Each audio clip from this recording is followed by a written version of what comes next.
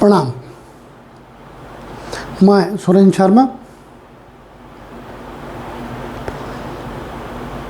आज के पाठ का विषय वृष लग्न की कुंडली में पंचम भाव में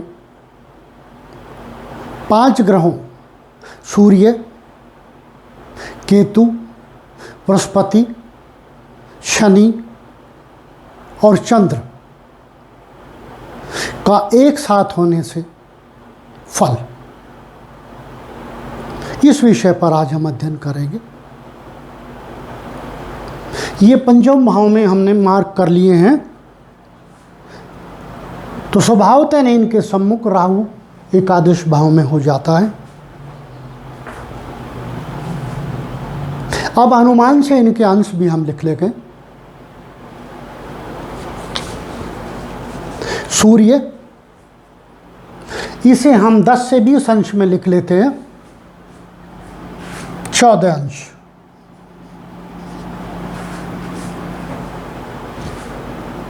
बृहस्पति, इसे हम 20 से 30 अंश में लिख लेते हैं, 29 अंश। केतु, इसे हम 0 से 10 अंश में लिख लेते हैं, 1 अंश। शनि, इसको हम 10 से 20 अंश में लिख लेते हैं, 18 अंश। और चंद्रमा, इसे हम 0 से 10 अंश में लिख लेते हैं, 9 अंश।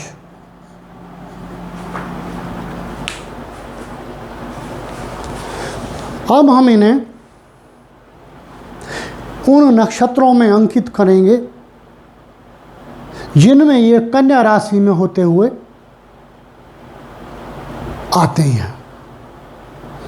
जिस प्रकार हमने यहाँ केतु को 1 अंश में लिखा है, तो सम्मुख बैठा राहु भी 1 ही अंश में हो जाएगा।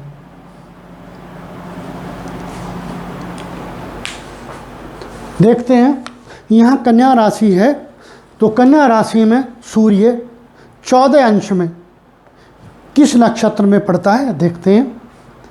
कन्या राशि, इसमें 10 अंश तक उत्तरा फाल्गुनी नक्षत्र है, 10 अंश के उपरांत 23 अंश 20 कला तक हस्त नक्षत्र है, इसलिए यह हस्त नक्षत्र में पड़ेगा।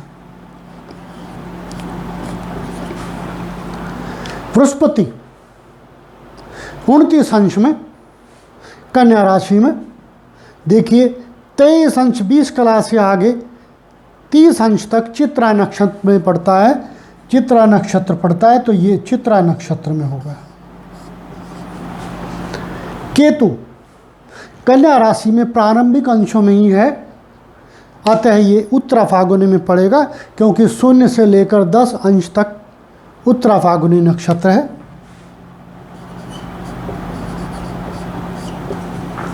शनि 18 अंशों में, देखिए 10 अंश से लेकर के 23 अंश 20 कला तक हस्त नक्षत्र है, अतः ये हस्त नक्षत्र में पड़ेगा।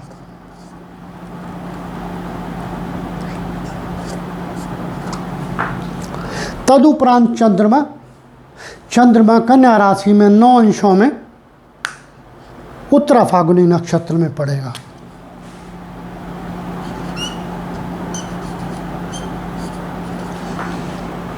भाव का आकार थोड़ा छोटा है, इसलिए ये सब कंजस्टेड लिखे गए हैं मजबूरन। सम्मुख बैठा हुआ राहु मीन राशि में है, बृहस्पति की राशि में है। राहु 1 अंश में देखते हैं मीन राशि में पूर्व भाद्रपद नक्षत्र में पड़ेगा।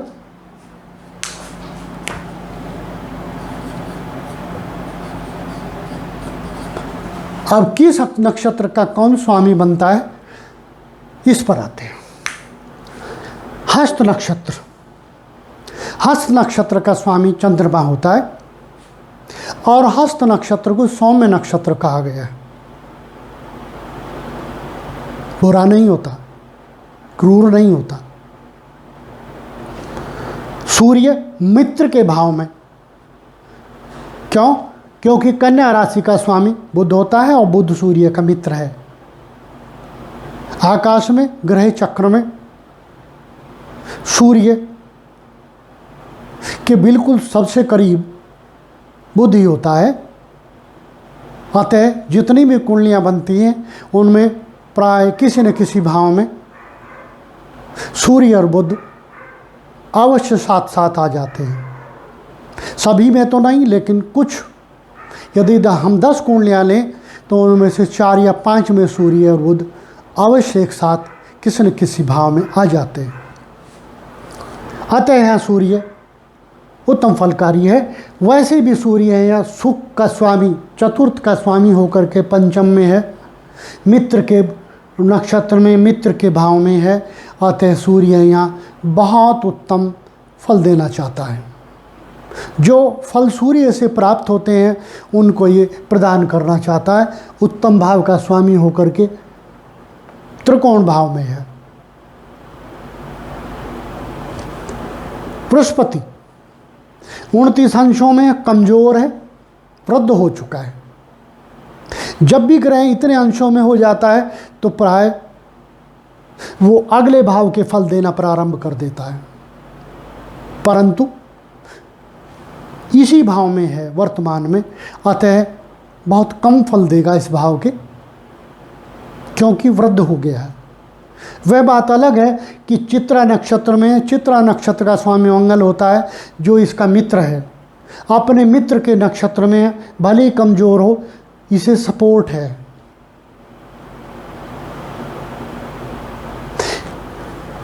बुध की राशि में है। बृहस्पति और बुध में कोई शत्रुता नहीं है, सामान्य स्थिति है, क्योंकि दोनों शांत स्वाभाविक ग्रह हैं।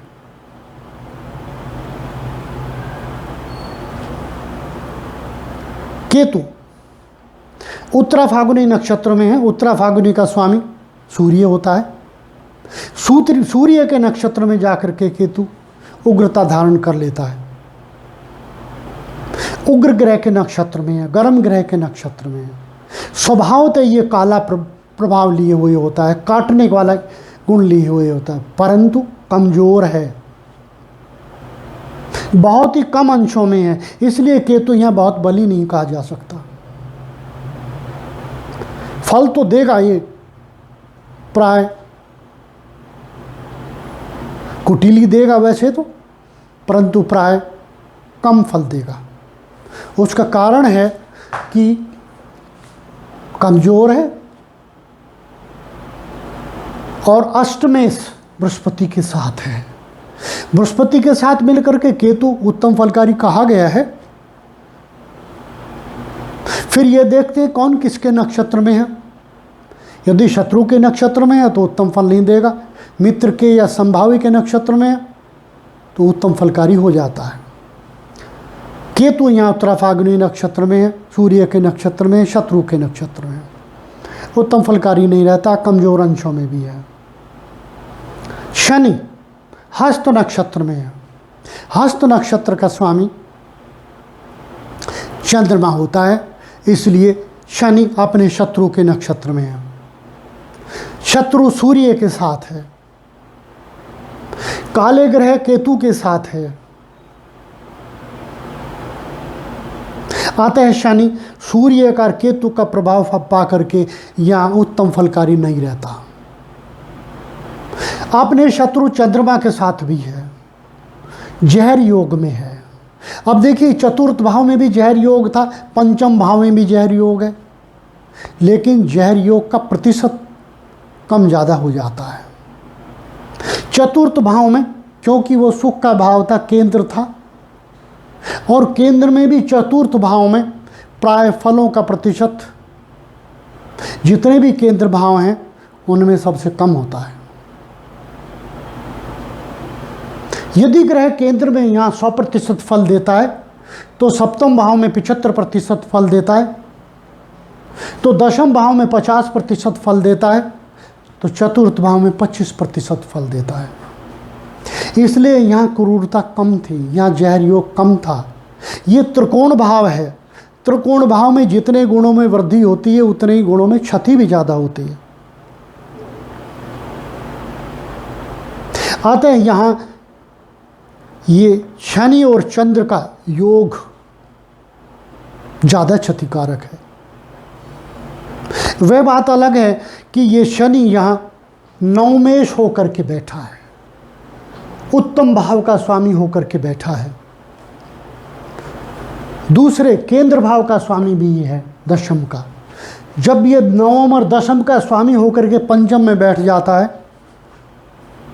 व्यक्ति को कोई ना कोई कंपटीशन पास करा देता है, बाग से बहुत कुछ दिला देता है, और रोजगार भी अच्छा दिला देता है, व्यापार भी अच्छा दिला देता है, उन्नति भी अच्छी कराता है, क्योंकि दो उत्तम भाव का स्वामी होकर के एक उत्तम भाव में, परंतु पीड़ित है, क्षति भी बहुत करेगा। क्या करेगा? जहर योग में है, सूर्य के साथ है, सिर में ऐसे रोग देगा जिनकी चिकित्सा कराते कराते व्यक्ति थक जाए।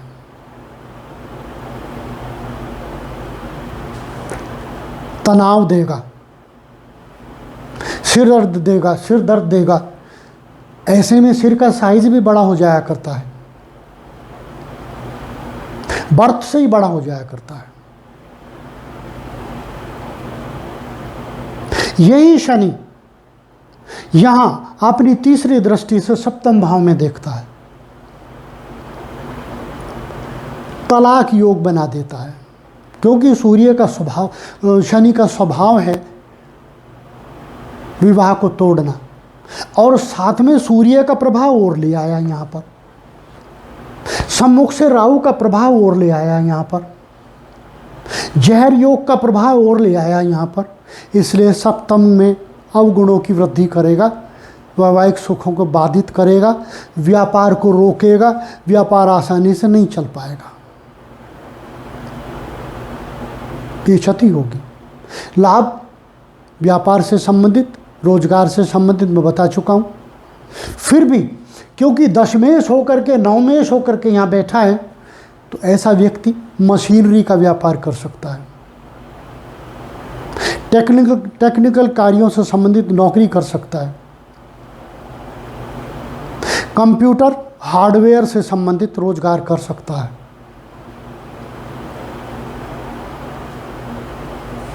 रिसर्च भी कर सकता है, आविष्कार भी कर सकता है। क्यों? क्योंकि अष्टम इसके साथ है, और अष्टम भाव जहाँ भी जुड़ जाएगा वहाँ इन्वेंशंस या आविष्कार जन्म ले लेते हैं।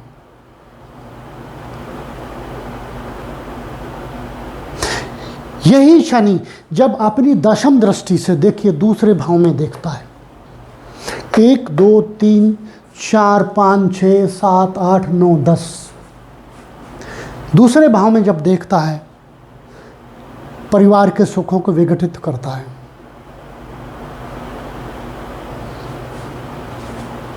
मुंह के रोग देता है, आमदन को घटाता है, क्योंकि इसका स्वभाव है ऐसा।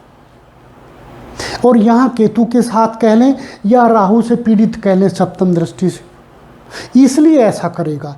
यदि ये पीड़ित ना होता, उस स्थिति में फल कुछ और होते, क्योंकि ये नवमेश और दशमेश होकर के यहाँ पंचम में बैठ के तब दूसरे भाव को देखता तो आय में वृद्धि कर देता, परंतु ऐसा नहीं है।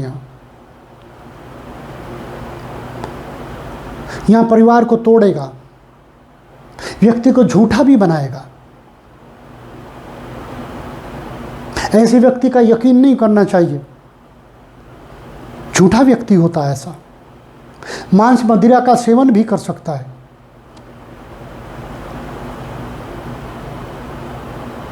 ये स्थिति होती है। फिर यहां बैठा हुआ बृहस्पति अपनी पंचम दृष्टि से जब नवम भाव में देखता है, देखिए यहां का स्वामी शनि बृहस्पति के साथ है, शनि का प्रभाव लेकर के बृहस्पति वहां देखता है, परंतु अष्टमेश के गुणों को वहां ले जाता है तो पिता को बीमार कर देता है। भाग्य में रुकावट डालता है, धर्म कर्म में रुकावट डालता है। वह बात अलग है कि यहाँ शनि की राशि को देखता है तो देर सवेर व्यक्ति धर्म से तो जुड़ेगा, परंतु ऐसे कर्म भी करेगा जो आय प्राप्त करने के लिए होंगे या किसी अन्य कर्म के लिए होंगे जो धोखे से जुड़ेंगे, धोखा देंगे लोगों को। क्यों? क्योंकि बृहस्पति यहाँ अष्टमेश होकर के बैठा हुआ है, अष्टमेश होकर के अपनी पंचम दृष्टि से यहाँ देखता है, भाग्य को क्षत करता है। यही बृहस्पति जब यहाँ से बैठ करके 7, 8, 9 और 10 नौवीं दृष्टि से लग्न को देखता है तो अष्टम भाव के गुणों को वहाँ ले जाता है। अष्टम भाव के गुणों, बीमारी, आयु क्षति, अष्टम से होने वाले रोग, इन सब को यहाँ लग्न पर ले जाता है, अतः रोग देता है। शरीर का भारी होना, वात रोग में वृद्धि, शरीर में मेद और वात की वृद्धि हो जाना, वजन बढ़ जाना, जिसे लोग कहा करते हैं शरीर में पानी इकट्ठा हो गया, प्राय सामान्य भाषा में। ऐसा व्यक्ति चलने में दिक्कत महसूस करता है। इस प्रकार के रोग ये देगा। यही बृहस्पति 5, 7 सप्तम भाव में जब देखता है तो अष्टम के गुणों को सप्तम में एकादश में ले जाता है, और स्वतः ही वहाँ एकादश में राहु बैठा हुआ है। पूर्व भाद्रपद नक्षत्र में, पूर्व भाद्रपद नक्षत्र का स्वामी बृहस्पति होता है, बृहस्पति के नक्षत्र में है, उत्तम नक्षत्र में है, अतः राहु यहाँ लाभ कम देगा, भले ही उत्तम ग्रह के नक्षत्र में हो, क्योंकि सम्मुख से शनि का सप्तम प्रभाव भी यहाँ पड़ रहा है। शनि और राहु का प्रभाव एकादश में एक साथ हो गया, अवगुणों की वृद्धि होगी, और ये राहु यहाँ लाभ को कम कर रहा है। यदि ये व्यक्ति व्यापार करेगा तो इसके लाभ कम होंगे, प्रतिशतता कम रहेगी और व्यापार रुक रुक कर चलेगा।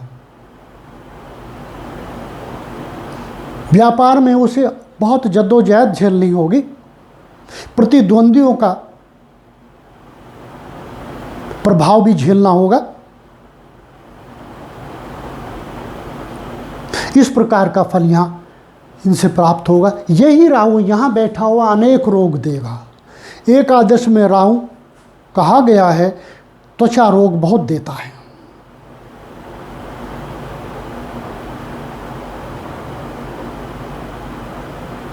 यही राहु जब वहाँ से पंचम दृष्टि से यहाँ देखता है, पराक्रम में वृद्धि नहीं होने देता, और यहाँ राहु, यहाँ इसकी पंचम दृष्टि, प्राय ऐसा व्यक्ति अकेला ही हुआ करता है। ऐसे व्यक्ति अन्य भाई बहनों से कई बार वंचित रह जाया करते हैं। ना सब तो नहीं कहा जा सकता क्योंकि वो तो प्रभु के अधीन है, परंतु क्योंकि ये शनि का प्रभाव भी लिए हुए है और शनि की दृष्टि यहाँ परिवार भाव पर है, परिवार को भी नष्ट करता है। जब परिवार को नष्ट करता है तो परिवार छोटा हो जाता है, और यहाँ से ये पंचम दृष्टि से तृतीय भाव में छोटे भाई के भाव को देखता है, तो बड़े भाई के भाव को स्थान बल से पीड़ित कर रहा है और छोटे भाई के भाव को दृष्टि बल से पीड़ित कर रहा है। इसलिए ये स्थिति इस प्रकार के फल देगी। अब ये सब बातें हो गई, रोग, लाभ, हानि, उपाय, व्यवसाय। अब उपाय पर आते हैं। उपाय क्या बने इनके? राहु के तो यहाँ दान ही किए जाएंगे, जाप नहीं किए जाएंगे, रोगों में वृद्धि हो जाएगी। वह बात अलग है कि राहु अपनी राशि को देखता है।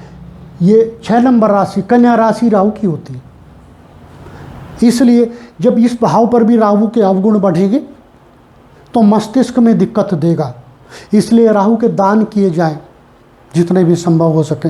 ऐसे व्यक्ति को काले कपड़े पहनने से, काले सामान प्रयोग करने से बचना चाहिए। शनि के जाप करने चाहिए, क्योंकि शनि 2 उत्तम भाव का स्वामी होकर के यहाँ बैठा हुआ है। शनि को बल देना चाहिए। चंद्रमा के दान करने चाहिए। क्यों? चंद्रमा एक मारक भाव का स्वामी होकर के यहाँ बैठा है, मारक है यहाँ। क्यों ये मारक भाव क्यों है? क्योंकि अष्टम भाव से अष्टम है 7 8। जो भी भाव किसी अष्टम भाव से, किसी भाव से अष्टम होता है वो उस भाव का मारक हो जाता है। और ये आयु का भाव है, ये फिर यहाँ होकर के आयु का मारक हो जाता है, आयु को नष्ट कारक हो जाता है। इसलिए फिर शनि के तो जाप करने चाहिए, चंद्रमा के दान करनी चाहिए। चंद्रमा के जाप करेंगे तो ये भाव बली हो जाएगा, ये भाव मारक है। सूर्य के लिए सूर्य के जाप किए जाएं, बहुत उत्तम भाव का स्वामी होकर के यहाँ बैठा है।